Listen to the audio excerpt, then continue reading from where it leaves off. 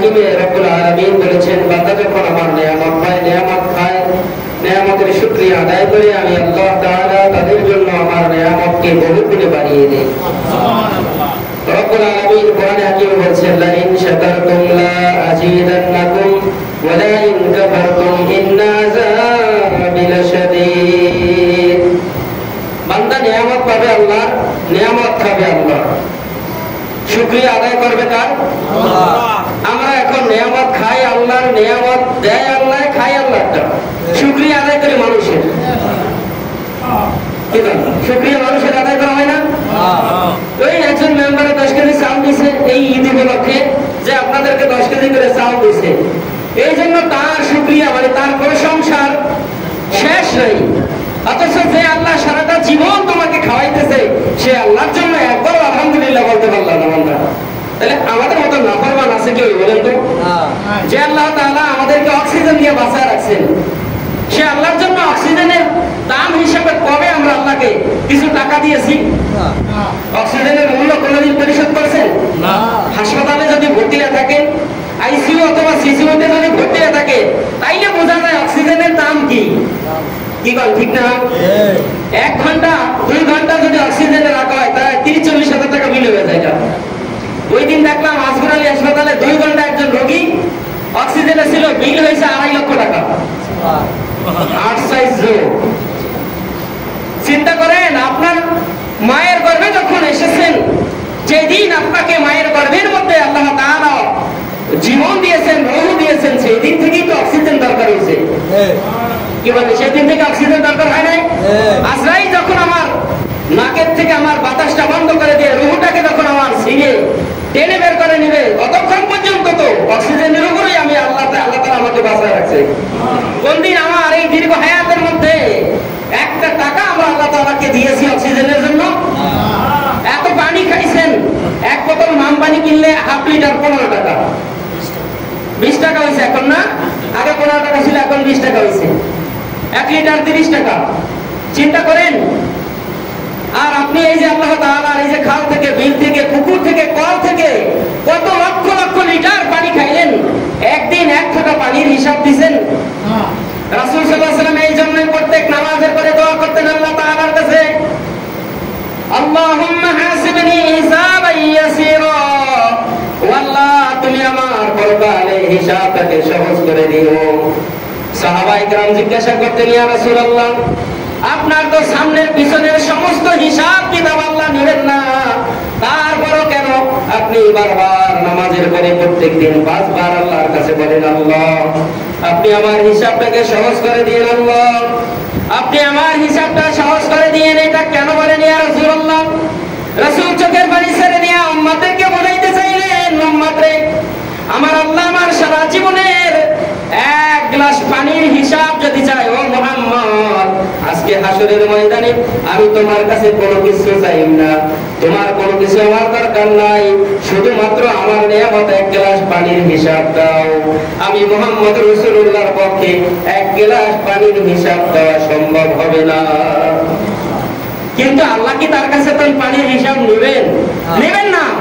তিনি বোঝাচ্ছেন যে, ও উম্মত, আমি যেহেতু এইভাবে আল্লাহর কাছে হিসাব সহজের জন্য দোয়া করি, তোমরাও আল্লাহর কাছে হিসাব সহজের জন্য এইভাবেই দোয়া করো। সুবহানাল্লাহ। তার মানে রাসূল যা করেছেন উম্মতের কল্যাণের জন্য, উম্মতকে শিক্ষা দেওয়ার জন্যই তো করেছেন। আর রাসূল বলেছেন, আমি দুনিয়াতে মুআল্লিম ওস্তাদ হিসেবে দুনিয়াতে আল্লাহ তাআলা শিক্ষক হিসেবে আল্লাহ আমাকে দুনিয়ায় পাঠাইছেন। একদিন হযরত আলী, হযরত আবু বকর এবং আল্লাহর নবীজি 3 জন পথে রওনা করলেন। আল্লাহর নবীজি এক সাইডে, হযরত আবু বকর আর এক সাইডে, মাঝখানে ছিলেন হযরত আলী। হযরত আবু বকর রহস্য করে বললেন, ইয়া রাসূলুল্লাহ, আমরা যে নুন আছে আরবিতে 29টা হরফের মধ্যে নুন আছে না? নুনের উপরে একটা নক্তা আছে নাকি? নুনের উপরে নক্তা আছে। ইয়া রাসূলুল্লাহ, আপনি আর আমি সেই জায়গায়, ওই জায়গায় আলীকে নুনের নক্তার মতো মনে হয়। রহস্য করলেন। তার মানে আলী ছিল একটু বেটে, খাটো মানুষ। আল্লাহ নবী সাল্লাল্লাহু আলাইহি ওয়াসাল্লাম এবং আবু বকরের কথা শুনে হযরত আলী রাদিয়াল্লাহু তাআলা আনহু বললেন, ইয়া রাসূলুল্লাহ, নুনের নকটা ছাড়া নুনের কোনো দাম নাই, আলী ছাড়া ইসলামের কোনো মূল্য নাই। বলেন নুনের নকটা ছাড়া নুনের কোনো দাম আছে? ওটারে কিছু বলবে কেউ? একটা বক্ররেখা বলবে, আর কিছুই না। ওটার যেমন দাম নাই, নকটা ছাড়া নুনের যেমন দাম নাই, আলী ছাড়াও ইসলামের অমরটা মূল্য। কারণ ইসলামের জন্য আলী রাদিয়াল্লাহু তাআলা আনহু যতগুলো পরীক্ষা দিয়েছেন, এই দুনিয়াতে কোন সাহাবীরা অতগুলো পরীক্ষা দেয় নাই। সুবহানাল্লাহ। আল্লাহ নবী সাল্লাল্লাহু আলাইহি ওয়াসাল্লাম আবার আবু বকরকে বললেন, আবু বকর, এই যে মদিনার দরজাটা দেখো, শহরটা দেখো, আনা মাদিনাতুল উলু ওয়া আলিউম বাবুহা, আমি মুহাম্মদুর রাসূলুল্লাহ, আমি মদিনার দরজা, এই মদিনার শহর, আর আমি আমার আলী হলো মদিনার শহরে ঢোকার দরজা। কত জ্ঞান আল্লাহ তাআলা হযরত আলীকে দিয়েছিলেন যে আল্লাহ নবী বললেন যে এই মদিনা শহরটা হইলাম আমি, আর এই শহরে ঢোকার দরজা হচ্ছে হযরত আলী। সুবহানাল্লাহ। ছোট বিষয়। তাইলে জ্ঞানের শহরে ঢুকতে হলে আলীর থেকে শিক্ষা গ্রহণ করতে রাসূল বলেছেন যে এটা দিয়ে ইঙ্গিত দিয়েছেন যে আমার আলী যা বলেছে যা করেছে সবগুলো ইসলাম। সুবহানাল্লাহ। আলী কি না করেছে ইসলামের জন্য। হযরত আলী রাদিয়াল্লাহু তাআলা আনহু কঠিন কঠিন পরীক্ষায় উত্তীর্ণ হয়েছেন। আল্লাহ নবী সাহাবীদেরকে যুদ্ধ পাঠাইলেন, 3 দিন পর্যন্ত যুদ্ধ হলো, বিজয় আসতেছে না। আল্লাহ নবী সাল্লাল্লাহু আলাইহি ওয়াসাল্লামের সাথে নামাজ আদায় করলেন। নামাজ আদায় করে সালাম ফিরে যখন পিছন দিকে ফিরে বসলেন, সাহাবীদেরকে জিজ্ঞাসা করলেন, চতুর্দিকে তাকাইয়া দেখলেন হযরত আলীকে দেখা যায় না। আল্লাহ নবীজি সাহাবীদেরকে বললেন, ও আমার সাহাবীরা শোনো, আমি আগামীকাল সকালবেলা এমন একজনের হাতে আমার জুলফিকার তরবারিটা তুলে দিব, যার মাধ্যমে আমার আল্লাহ ইসলামের বিজয় ছিনাইয়া দিবে। তোমরা সবাই আসছো, কিন্তু আমার আলী কই? আল্লাহ নবী সাল্লাল্লাহু আলাইহি ওয়াসাল্লামের কাছে সাহাবীরা বললেন, ইয়া রাসূলুল্লাহ, আপনার আলীর চোখ উঠেছে, যার কারণে মসজিদে জামাতে শামিল হইতে পারে নাই। আল্লাহ নবীজি বললেন, তোমরা তাকে ধরে নিয়ে আসো। 2 জন সাহাবীর কাঁধের উপর ভর দিয়ে হযরত আলীকে মসজিদে নববীতে আনা হলো। হযরত ওমর রাদিয়াল্লাহু তাআলা আনহু বলেন, আমি এশারের নামাজের পর থেকে ফজর পর্যন্ত আমার জীবনে এমন কোন এত পেরেশান কোনদিন আমি হই নাই যে আমি চিন্তা করলাম রাসূল ঘোষণা দিয়েছেন আগামীকাল সকালবেলা এমন একজনের হাতে তরবারি তুলে দিবেন যার মাধ্যমে ইসলামের বিজয় হবে। আমি ভাবছিলাম বুঝি আমি ওমর এই আরবের মধ্যে নয়, তামাম পৃথিবীর মধ্যে 7 জন ওই সময় উচ্চ শিক্ষিত লোক ছিল এবং 7 জন যুবক ছিল সবচাইতে বেশি সাহসী, তার মধ্যে হযরত ওমর ছিলেন একজন। আমি চিন্তা করলাম আমার হাতেই বুঝি আল্লাহ নবীজি তরবারি উঠাই দিবেন। আমার এই পেরেশানের কারণে সারা রাত ঘুম হয় নাই। আমি একটু আগে আগে মসজিদে চলে আসলাম ফজরের কালাম।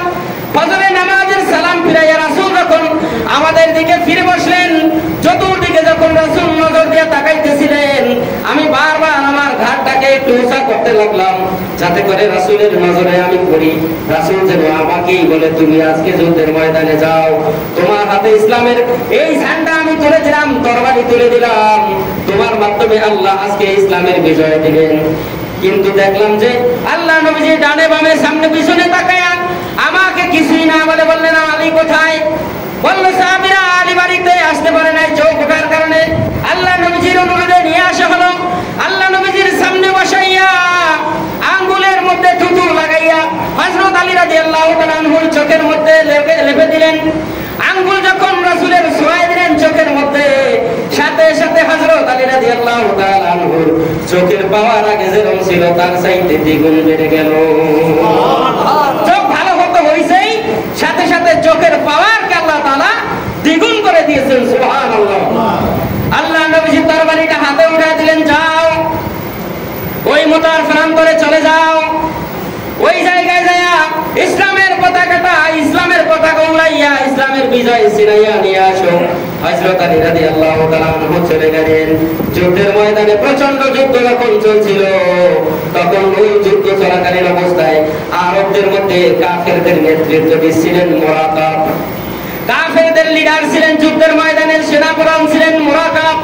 যুদ্ধ করতে করতে হযরত আলী রাদিয়াল্লাহু তাআলা আনহুর যখন সম্মুখে চলে আসলো, মুরাকাব বললেন, আলী তোমাকে আমি খুব ভালোবাসি, তুমি কুরাইশ বংশের সন্তান, তোমাকে খুব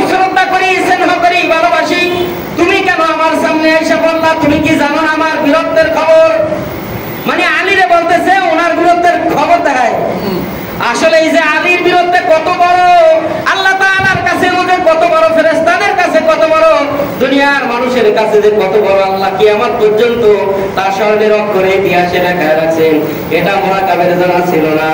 হযরত আলী বললেন প্রমাণ হবে যুদ্ধের ময়দানে। এবার মুরাকাব বললেন তো আলী তুমি আঘাত করো আগে। হযরত আলী বললেন ইসলাম কোনদিন আগে আঘাত করে না, আক্রান্ত হলে পরে তারপরে জবাব দেয়। সুবহানাল্লাহ। আল্লাহ তাআলা ইসলাম এবং মুসলমানদেরকে আদর্শ শিখিয়ে দিলেন। এইটা হলো বড় আদর্শ। যুদ্ধের ময়দানেও আদর্শ শিখা যায় কি যায় না? হযরত আলী বললেন ইসলাম কোনদিন আগে আঘাত করে না, আঘাতপ্রাপ্ত হলে তারপরে জবাব দেয়। মুরাকাবকে বললেন মুরাকাব তুমি প্রস্তুতি নাও, আমিও প্রস্তুতি নিলাম। মুরাকাব আঘাত শুরু করলেন। হযরত আলী রাদিয়াল্লাহু তাআলা আনহু প্রত্যেকটা জবাব তার আঘাতের রণকৌশল দিয়ে ফিরায় দিলেন। এবার আলী রাদিয়াল্লাহু তাআলা আনহু বললেন মুরাকাব এবার প্রস্তুতি নাও, এবার জবাব দেওয়ার সময় এসেছে। হযরত আলী রাদিয়াল্লাহু তাআলা আনহু জুলফিকার হাতে নিয়ে যেই তরবারিটা দিয়ে আমার রাসূল যুদ্ধ করেছিলেন সশরীরে ২৭টা যুদ্ধে, সুবহানাল্লাহ, সেই তরবারি আমার রাসূল হাতে উঠায় দিয়ে বললেন আলী তুমি এবার চালায় দাও। হযরত আলী ওই তরবারি হাতে নিয়ে মুরাকাবকে বললেন তুমি রেডি হও। হযরত আলী রাদিয়াল্লাহু তাআলা আনহু দেখা গেল আল্লাহু আকবার বলে যখন একটা কোপ মেরেছেন মুরাকাবের মাথা থেকে দুইটা ভাগ হয়ে বডিটা দুই দিকে ফেরে পড়ে গিয়েছে। হযরত আলী রাদিয়াল্লাহু তাআলা আনহুর পুরা জুলফিকারটা মাটির মধ্যে ঘেরে গিয়েছে। কত বড় শক্তি আল্লাহ তাআলা তার বাহুর মধ্যে দিয়ে দিয়েছেন। যুদ্ধের এক পর্যায়ে হযরত আলী রাদিয়াল্লাহু তাআলা আনহু বাম হাতে যেই ডালটা নিয়ে যুদ্ধ করতেন ওই ডালটা ভেঙে গিয়েছিল কাফেরদের আঘাতে। হযরত আলী রাদিয়াল্লাহু তাআলা আনহু দেখলেন জান বাঁচানোর জন্য ডাল হিসাবে কোন একটা কিছু দরকার।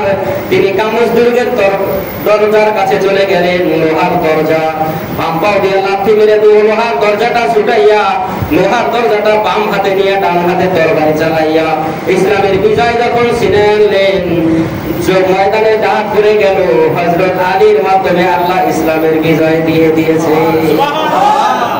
ইসলামের বিজয় হওয়ার পরে যখন তারা মদিনায় ফিরে আসলেন আল্লাহ নবীজিকে আল্লাহ তাআলা সবগুলো মদিনায় বসায় বসায় দেখাইতেছেন তার সাহাবীদের আচার আচরণ কাজকর্ম যুদ্ধের কৌশলগুলো। রাসূল হাসতেছেন আর মুস্কি মুস্কি হাসতেছেন। ওই দাঁড়ে জিবরাইল আল্লাহ নবীজিকে বলতেছেন ইয়া রাসূলুল্লাহ আলী এইভাবে যুদ্ধ করতেছে, আমার আল্লাহ হযরত আলীর মধ্যে একজন দুইজন নয় ৫,০০০ ফেরেশতার শক্তি আমার আল্লাহ আলীর দেহের মধ্যে দিয়ে দিয়েছে। হযরত আলী রাদিয়াল্লাহু তাআলা আনহুকে পরদিন রাসূল জিজ্ঞাসা করলেন আলী শুনলাম নাকি তোমার যুদ্ধ করার সময় বাম হাতের ঢালটা ভেঙে গিয়েছিল, তারপরে তুমি যুদ্ধ করলা কি দিয়া? এবার আলী বললেন ইয়া রাসূলুল্লাহ আমি দেখলাম জান রক্ষার জন্য আত্মরক্ষার জন্য আমার ডাল ছাড়া আর কোনো কিছু বিকল্প নাই। আমি চিন্তা করলাম ডাল আমি কোথায় পাবো? আমি কামুজ দুর্গের লোহার কপাটের উপর লাথি মেরে ছুটাইয়া বাম হাত দিয়া লোহার কপাটটাকে বাম হাতে ডাল বানাইয়া এরপরে আমি যুদ্ধ করে ইসলামের বিজয় ছিনিয়ে এনেছি। আল্লাহ নবীজি বলেন আলী রে অত বড় লোহার কপাট মানুষের দ্বারা কোনোদিন এক হাতে বহন করা সম্ভব নয়। ইতিহাসে এসেছে লোহার কপাটটার ওজন ছিল 18.5 টন। আমার ছোট হয়েছে সুবহানাল্লাহ না? কামুজ দুর্গের লোহার কপাটের ওজন হয়েছে 18.5 টন। 1 ton 1000 KG. 18,500 কেজি ওজনের একটা লোহার কপাট কিভাবে একজন মানুষ তাও বাম হাতে বহন করে? শক্তি মানুষের ডান হাতে বেশি না বাম হাতে? ডান হাতে শক্তি বেশি না, তাও বাম হাত দিয়া যুদ্ধ করে বিজয় ছিনিয়ে এনেছেন। আল্লাহ নবীজি বললেন আলী কালকে তো যুদ্ধ করছিলা, আজকে একটু লোহার কপাটটা উঠে দেখাও। হযরত আলী চিন্তা করলেন বুঝি তার নিজস্ব শক্তি দিয়া লোহার কপাট উঠাইছে। তিনি চিন্তা করলেন কালকে যেহেতু বাম হাত দিয়ে উঠাইছি, আজকে যদি বাম হাত দিয়ে না পারি ডাইন হাত দিয়ে করলে তো ডাবল শক্তি পারো। লোহার কপাটের কাছে যাই আল্লাহ নবীজিকে বলেন, ইয়া রাসূলুল্লাহ, আপনি যদি অনুমতি দেন আমি এক হাত দিয়া টান দিয়া দেখায় দিতে পারি। এবার হযরত আলী রাদিয়াল্লাহু তাআলা আনহুকে আল্লাহ নবীজি অর্ডার দিলেন, তুমি উঠায় দেখাও। হযরত আলী রাদিয়াল্লাহু তাআলা আনহু গতকালকের মতো আজকে লোহার কপাটটা টান দিয়েছেন। এত জোরে টান দিয়েছেন, প্রত্যেকটা লোমকূপের গোড়া দিয়া হযরত আলী রাদিয়াল্লাহু তাআলা আনহুর ঘাম বের হয়ে গেছে। কিন্তু এক চুলো লড়ে নাই। হযরত আলী রাদিয়াল্লাহু তাআলা আনহু একটু শরম পাইলেন। পাওয়ারই তো কথা, গতকাল যেটা বাম হাত দিয়া বাম পাও দিয়ে লাঠি দিয়া ছুড়ে বাম হাত দিয়া লইয়া যুদ্ধ করছে, আজকে সেইটা নাড়াইতেই পারে না। লজ্জা পাওয়ার কথা কিনা? আল্লাহ নবীজি বললেন লজ্জা পাওয়ার কিছু নাই। হযরত আলী বললেন, ইয়া রাসূলুল্লাহ, আপনি অনুমতি দেন আমি একটু ডান হাত দিয়া ধরে দেখি পারি কিনা। আল্লাহ নবীজি অনুমতি দিলেন, ডান হাত দিয়া টান দিলেন, এত জোরে টান মেরেছেন আবারও লোমকূপের গোড়া দিয়া রক্তের মতো বের হয়ে গিয়েছে ঘামের সাথে। আল্লাহ নবীজির সামনে হযরত আলী বেজার হয়ে গেলেন। আল্লাহ নবীজির সামনে সাহাবীদের সামনে হাজার হাজার সাহাবীরা দেখার জন্য এসেছেন। কারণ আর চাইতো খবর 18.5 টন ওজনের লোহার কপাটটা কিভাবে মানুষের দ্বারা উঠায়া সম্ভব করানো, কি বলেন সম্ভব? এবার আল্লাহ নবীজির কাছে অনুমতি চাইলেন, আপনি একটু ডান হাত বাম হাত দিয়ে একসাথে ধরার অনুমতি দেন। নবীজি অনুমতি দিলেন। ডান হাত বাম হাত দিয়া যখন একবারে টান মেরেছেন, প্রত্যেকটা লোমকূপের গোড়া দিয়া হযরত আলী রাদিয়াল্লাহু তাআলা আনহুর রক্ত বের হয়ে গেছে, কিন্তু এক চুল পরিমাণও নাড়াইতে পারে নাই। এবার আল্লাহ নবীজি হযরত আলীকে বললেন, আলী রে, এখানে ভয় পাওয়ার কিছু নাই, লজ্জা পাওয়ার কিছু নাই। গতকাল তুমি তোমার নিজস্ব শক্তি দ্বারা এই ওজনওয়ালা লোহার কপাটটা উঠাও নাই, আল্লাহ রাব্বুল আলামিন ফেরেশতা দিয়া তোমাকে সাহায্য করাইয়া এই কাজটা আমার আল্লাহ তার কুদরত দিয়া করে দিয়েছে। এখন মানুষের পক্ষে সম্ভব 10 কেজি উঠাইয়া এই নিচের থেকে উঠে সোজা করা সম্ভব?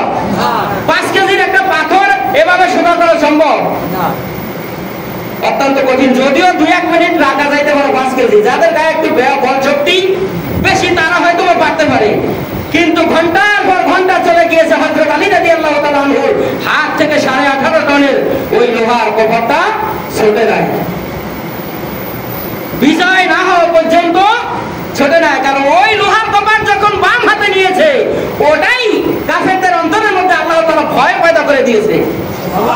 অন্তরের মধ্যে ডর হান্দায় দিছে, কিরে কেমনে সম্ভব একজন মানুষের দ্বারা এত বড় লোহার কপাট হাতে নেওয়া? বাহু এক সামনে আমাকে যাওয়া কোনোদিনও সম্ভব না, আর এখন লাগে যুদ্ধ করে আমরা জীবনও করব না। পলা দৌড় শুরু হয়ে গেছে গা, পলান শুরু হয়ে গেছে গা। কারণ মোরাকাব এমন একজন ব্যক্তি ছিলেন আরবের মধ্যে, এত বড় সাহসী ছিলেন, সেই মোরাকাবকে এক কমে কি করছেন, দত্তার মতন ভাগ করে গেলেন। বদরের প্রান্তরে সাহাবীদের তরবারি নাই, খাসুরের বাগ্যা হাতে নিয়ে আল্লাহু আকবার বলে কোপ দিয়েছে, 2 ভাগ হয়ে গেছে। কল্লা একদিকে দেহ কাফেরদের আর একদিকে পড়ে গেছে। মুসলমানরা দেখছে খেজুরের বাগ্যা, কিন্তু কাফেররা দেখতেছে ধবধবে সাদা তলোয়ার। ভয়ের চোটেই কি আল্লাহ তাআলা ওদের অন্তরের মধ্যে কি ঢুকাই দিয়েছেন? ভয় ঢুকাই দিয়েছেন। মাত্র 313 জন 1000 কাফেরের কাছে কিছুই না। উহুদের ময়দানে মাত্র মুসলমানদের সংখ্যা 700, ওই ধারে কাফেরদের সংখ্যা 10,000। উত্তর প্রান্তরে মুসলমানদের সংখ্যা 3000, ওদের সংখ্যা 3 লাখ। কি কন? সব 3000 মানুষ, 3 লাখ মানুষের সামনে কিছু, ও তো পারাইনি ভর্তা হয়ে যাবে। কিন্তু তারা কোনোদিন মুসলমানেরা যুদ্ধ কি অস্ত্র দিয়ে করছে? গান জোরে কি দিয়া? ইমান দিয়া। মুসলমানরা যুদ্ধ করছে কি দিয়া?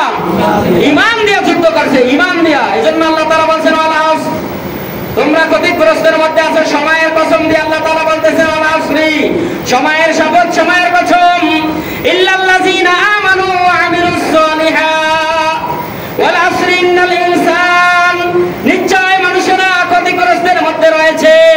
ইল্লাল্লাযীনা আমানু, ওই সকল লোক ব্যতীত যারা ঈমান এনেছে। কার উপরে?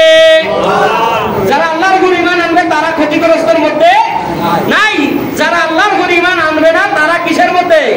ক্ষতিগ্রস্ত। কারণ যুদ্ধের ময়দানে ঈমান নিয়েই যুদ্ধ হয়েছে, ঈমান দিয়ে মুসলমানরা যুদ্ধ করেছে, কোনোদিন অস্ত্র দিয়ে যুদ্ধ করে না। ইমান আছে বলেই 1 লক্ষ 2 লক্ষ 3 লক্ষ মানুষের সামনে 100 200 500 3,000 মানুষেরা বিজয় অর্জন করে, কালেমার পতাকা উড়াই দিয়েছে। সাদ বিন আবি ওয়াক্কাস রাদিয়াল্লাহু তাআলা আনহুকে আল্লাহ নবী পাঠাইলেন আফ্রিকায়, টাইগ্রিস নদী কিনারায় যাওয়ার পরে দেখলেন যে আফ্রিকার জঙ্গলি মানুষেরা মনে করলো এই জায়গায় যদি নৌকা থাকে মুসলমানেরা সব এবার আসবে, আমাদেরকে এই জায়গায় থাকতে দিবে না, সব নৌকা খেওয়া উপর লয়ে যাও, নিয়ে গেছে। কিন্তু মুসলমানরা কি খেওয়া দিয়ে পালাইছে না ইমান দিয়া? হযরত শাহজালাল যখন ইয়েমেনি যখন সিলেটে আসছিলেন, সুরমা নদী পার হয়েছিলেন নৌকা দিয়া না জায়নামাজ দিয়া? মূলত ইমান দিয়ে সে পার হয়েছে। জায়নামাজের উপর দাঁড়াইলে কি মানুষ থাকে? নিচে তো দাবার কথা, কিন্তু তার ইমানের জোর এত বেশি ছিল, আল্লাহ তাআলা তাকে এই জায়গায় ইসলামের দাওয়াত দেওয়ার জন্য পাঠাইছেন। আল্লাহ তাআলা তাকে ডুবানোর জন্য পাঠান নাই। যদি আল্লাহ ডুবানোর জন্যই পাঠাইতেন তাহলে জায়নামাজকে নৌকায় উঠলো আল্লাহ ডুবাই দিতে পারতো। কি বলেন, পারতো কিনা? আমার আল্লাহ তাআলা তাকে এখানে পাঠাইলেন জায়নামাজ দিয়া। হাতে ছিল, এক হাতে ছিল তরবারি, এক হাতে ছিল তসবিহ। কি ছিল? এক হাতে তরবারি, এক হাতে তসবিহ।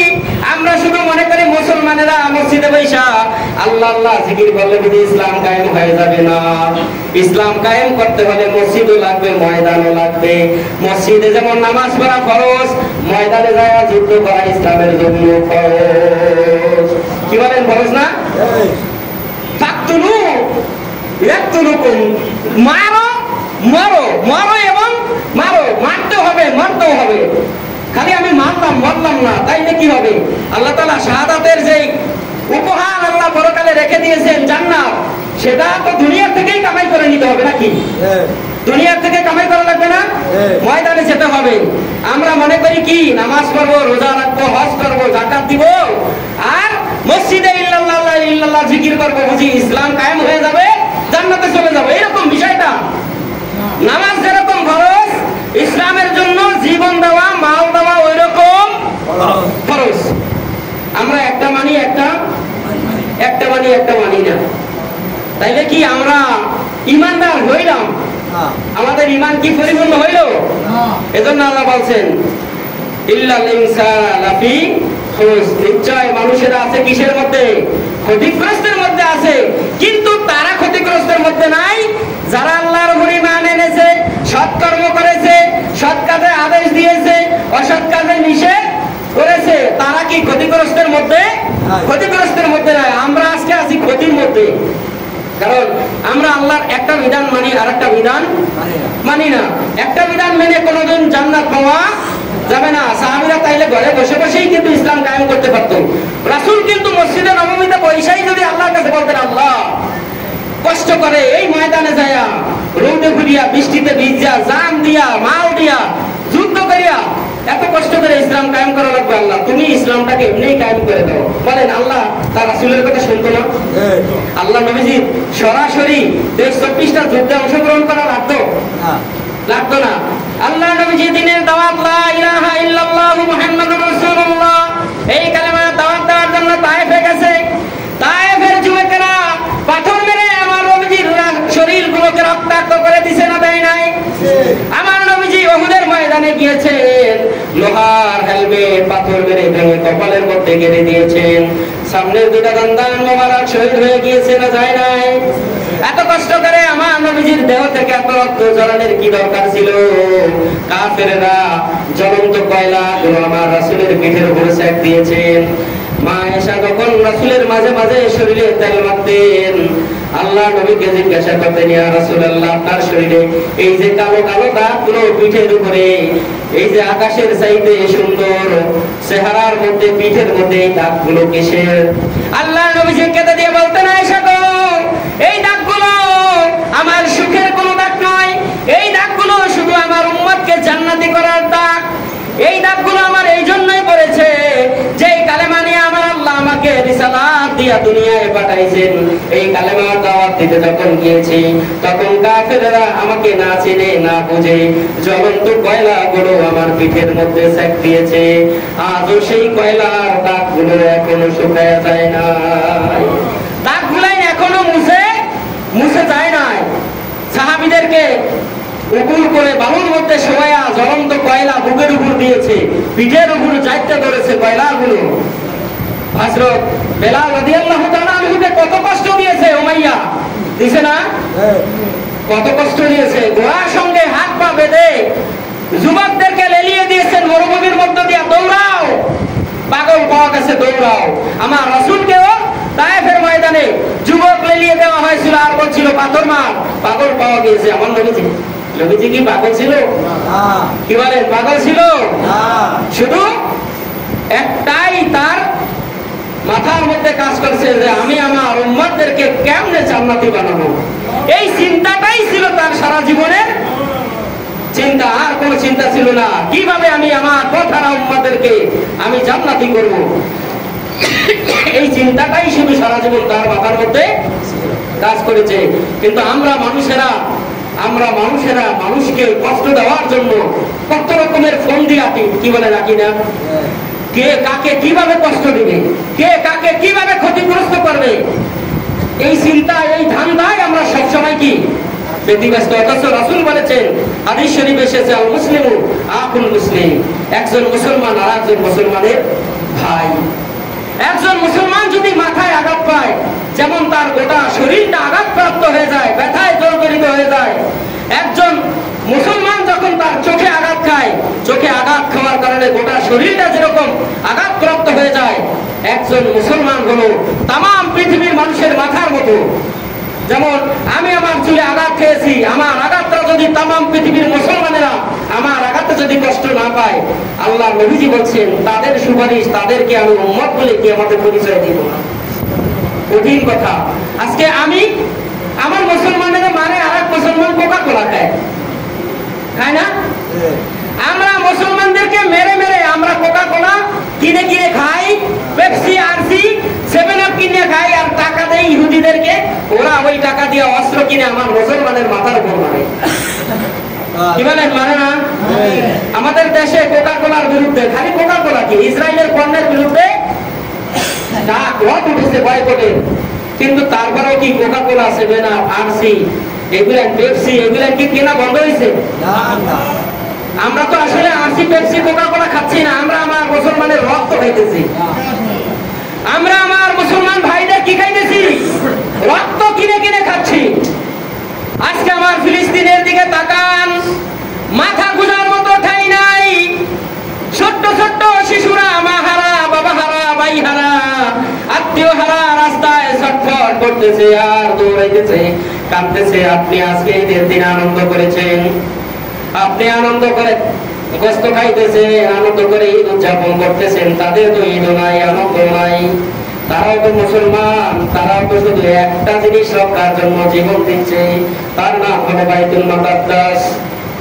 তারা শুধুমাত্র বাইতুল মুকাদ্দাস রক্ষার জন্য, আল্লাহর ঘর রক্ষার জন্য এত আন্দোলন করতেছে, এত জীবন দিয়েছে। 40,000-এর উপরে এই পর্যন্ত 8 মাসে মুসলমান মারা গিয়েছে। কত মা বোনের বুক খালি হয়েছে, কত মা বোন বিধবা হয়েছে, কত সন্তান এতিম হয়েছে। চিন্তা করে আজ আমরা তাদের জন্য একটু মহব্বত দেখাই না, তাদের জন্য একটু মায়াও দেখাই না, তাদের জন্য আমাদের একটু দয়াও লাগে না। তারপরে আমরা যারা আমাদেরকে মারে তাদেরকে আমরা পয়সা দিয়ে আবার ধনী বানাই, অস্ত্র কেনার জন্য তাদেরকে আমরা সহযোগিতা করি। ইসরায়েল সরকারের ঘোষণা হচ্ছে এটা, তার দেশের যত পণ্য পৃথিবীতে বিক্রি হবে তার থেকে 1% শুধুমাত্র একটা অংশ শুধু মুসলমানদেরকে মারার জন্য অস্ত্রাগারে রাখা হয়, অস্ত্র কেনার জন্য রাখা হয়। এই লভ্যাংশ দিয়েই তো আমাদেরকে মারতেছে। পৃথিবীতে তাকায় দেখেন, যত হিন্দুর দোকান আছে আমাদের দেশে যায় দেখবেন ইসরায়েলের পণ্য ছাড়া আর কোনো পণ্য নাই। আর যত মুসলমান দেখবেন যায় সব হিন্দুর দোকানে বীর জমায় কেনার জন্য। মিথ্যা কথা বললাম? গোসাইরহাট বাজারে যান, হিন্দু করে ধনী করে কারা? মুসলমানেরা। কারণ গোসাইরহাটে যে কয়জন হিন্দু আছে ওদের যদি ওদের কাছে বেচা লাগতো, ওরা ভিক্ষা করা ছাড়া কিছু পাইতো? মুসলমানের দোকান কি আমাদের বাজার ঘাটে কম আছে? কিন্তু তারপরে আমরা মুসলমানের ঘরে কিনি না, কয় ওরা দাম বেশি রাখে, ওদের নীতি ঠিক নাই। আপনি যদি আপনি মুসলমানের বলেন নীতি ঠিক নাই, তাইলে ওরা তো চান্স পাবে। ওরা আরো আমাদের মাথার উপর কাঁঠাল রেখা ওরা ভাইঙ্গা ভাইঙ্গা খাবে, আমাদের মাথার উপর লবণ দিয়ে বড়ই খাবে, এটাই তো নিয়ম। ওরাই তো সুযোগ করে দিচ্ছে, আমরাই ওদেরকে সুযোগ করে দিচ্ছি। দেখেন একটু আমরা হিসাব করে বসে আছে, 2-3টা হিন্দু দোকান আছে, ডাক্তারের দোকান, কত কোটি টাকার মালিক হয়েছে ওরা মনে হয় হিসাব করতে পারবে না। কেনা কিনে অগ ওষুধ যায় দেখেন, একজন হিন্দু হিসাবে অগ দোকানে ওষুধ কেনা, সব মুসলমানরা বিজমা দিচ্ছে। কি লেখা মুসলমানের দোকান কি কম আছে? আফসোস লাগে, কপাল খারাপ আমাদের, আমাদের কপাল খারাপ। আমরা মুসলমান ছিলাম না। আমার নবীজি মুসলমান বানাইলেন আমাদেরকে, আল্লাহ তাআলা হযরত ইব্রাহিমের দ্বারা আমাদেরকে মুসলমান ঘোষণা দেওয়াইলেন। মিল্লাতা আবিকুম ইব্রাহিম হুয়া সাম্মাকুমুল মুসলিমিন, জাতির পিতা বানাইলেন আল্লাহ ইব্রাহিমকে। আর ইব্রাহিম বলেন, আল্লাহ আমি যে জাতির পিতা, আমার সন্তানগুলোদের নাম হবে কি? আল্লাহ তাআলা বললেন, মিল্লাতা আবিকুম ইব্রাহিম হুয়া সাম্মাকুমুল মুসলিমিন, তোমার সন্তানদের নাম আমি রেখে দিলাম মুসলমান।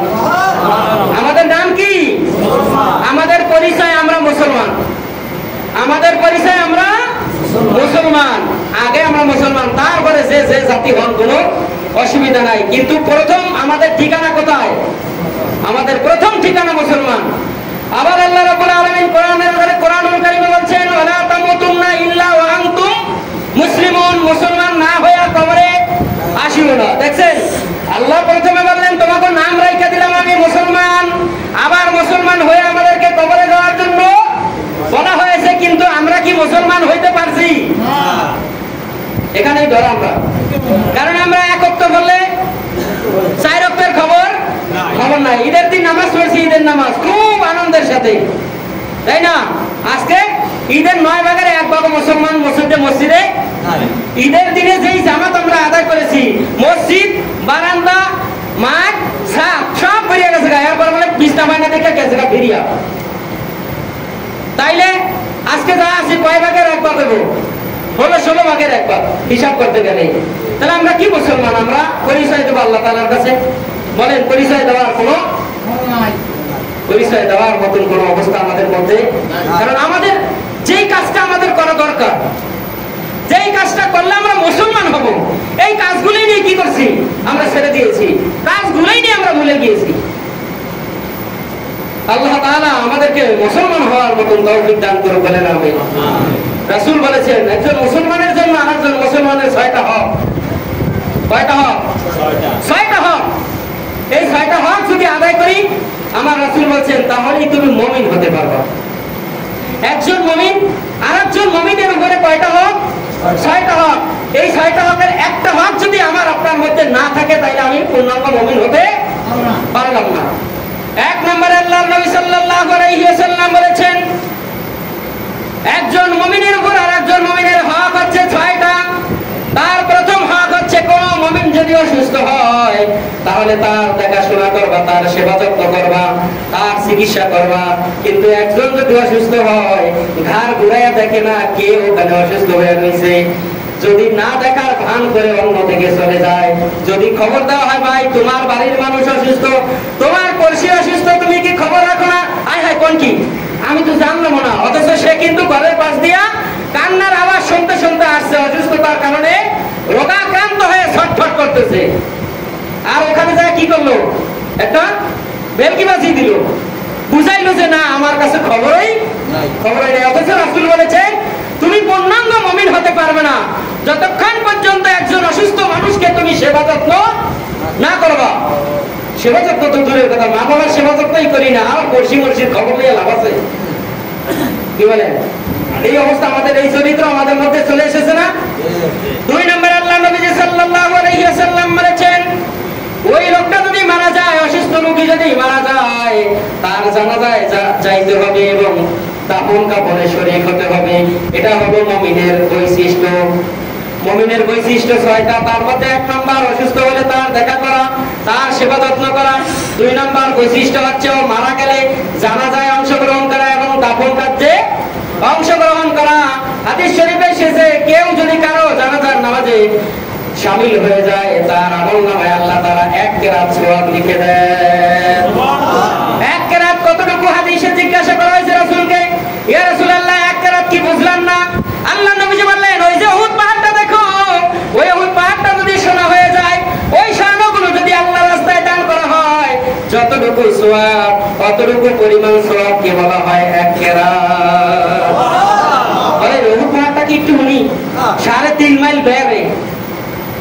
ওটার নিচে শোয়া আছে আল্লাহ নবীর কলিজার টুকরা চাচা হামজা, হযরত হামজা রাদিয়াল্লাহু তাআলা ওখানে শোয়া আছে। কিয়ামত পর্যন্ত আরবের মানুষদের দুনিয়ার কারো কাছে ভিক্ষা করা লাগবে না। ওটার নিচে আল্লাহ তাআলা যেই স্বর্ণ দিয়েছেন ওটা দিয়ে কিয়ামত পর্যন্ত আরববাসীরা চললেও শেষ হবে না। শুধু হযরত হামজা রাদিয়াল্লাহু তাআলা আনহুর রক্তের বদলা হিসাবে আল্লাহ তাআলা ওই জমিনকে আল্লাহ রাব্বুল আলামিন পবিত্র করে দিয়েছেন। সুবহানাল্লাহ। যেই জমিনে রাসূলের রক্ত পড়ছে ওই জমিনটার নিচে যদি আল্লাহ তাআলা খনি না দেয় তাইলে আল্লাহ দেওয়াটা অপূর্ণ হয়ে যায় মনে হয়। এরকম মনে হচ্ছে না যে আল্লাহ তাআলা যেই জমিনে রাসূলের রক্ত পড়েছে, যেই জমিনে তার সাহাবীদের রক্ত পড়েছে, ওই জমিনটাকে তো আল্লাহ উর্বর করে রাখবেনই কোন না কোন ফসল দ্বারা। 3 নম্বরে আল্লাহ নবীজি সাল্লাল্লাহু আলাইহি ওয়াসাল্লাম বলেছেন, কেউ যদি আপনাকে দাওয়াত করে দাওয়াতে সাড়া দিতে হবে। এখন আমাদের মধ্যে হিংসা, বিদ্বেষ, অহংকার ঢুকে গিয়েছে। একজন গরিব মানুষ আপনাকে দাওয়াত দিয়েছে, আপনি একটু ধনী, আপনি একটু নেতা, আপনি একটু মুরব্বী, সমাজের সর্দার মাতবর, গরিব মানুষ আপনাকে দাওয়াত দিয়েছে। আপনি মনে করলেন ওই গরিব তার বাড়িতে দাওয়াত দিয়ে আমার যা খাওয়াবো তার চাইতে বেশি কয়েক গুণ ভালো খাবার আমার রেগুলারই খাই। এই যে আপনি অহংকার করলেন, গরিবের বাড়িতে দাওয়াত কবুল করলেন না, আবার কবুল করেও গেলেন না, তাইলে আপনি রয়ে গেলেন মুনাফিক। কি হয়ে গেলেন? মুনাফিক হয়ে গেল। দাওয়াত কবুল করছেন, যাওয়ার কথা, কিন্তু আপনি যান নাই, ওয়াদা ভঙ্গ করছেন না। ওয়াদা ভঙ্গকারী কি? মুনাফিক। আল্লাহ নবীজি বলেছেন, যারা দাওয়াত দেওয়ার পরে কবুল করার পরে যারা যাবে না তারাও মুমিন হতে পারবে না।